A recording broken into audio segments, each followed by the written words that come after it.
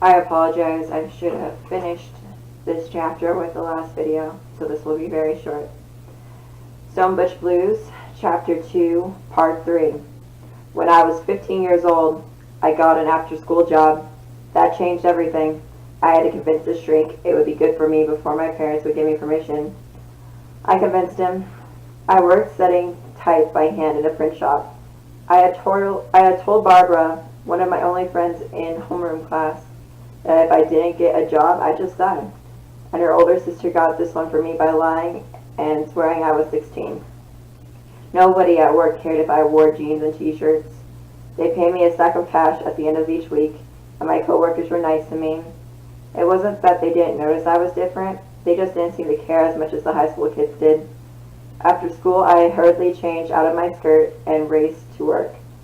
My coworkers asked me how my day was, and they told me how it was when they were in high school.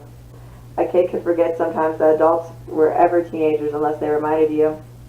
One day, a printer from another floor asked Eddie, my foreman, "Who's the butch?" Eddie just laughed, and they walked off talking. The two women who worked on either side of me glanced over to see if I was hurt. I was more confused than anything.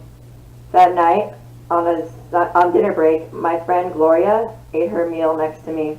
Out of the blue, she told me about her brother, how he's a pansy and wears women's dresses, but she loves him anyway, and how she hates to see the way people treat him, because after all, it's not his fault he's that way. She told me she even went with him once to a bar where he hung out with his friends, and all these mannish women were coming on to her. She shuddered when she said that.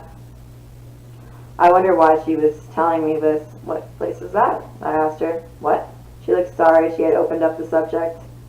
"Where's the place where those people are?" Gloria sighed. "Please," I asked her. My voice was trembling. She looked around before she spoke. "It's in Niagara Falls." She dropped her voice. "Why do you want to know?" I shrugged. "What's the name of it?" I tried to sound real casual. Gloria sighed deeply. "Tika's. That's all," she said.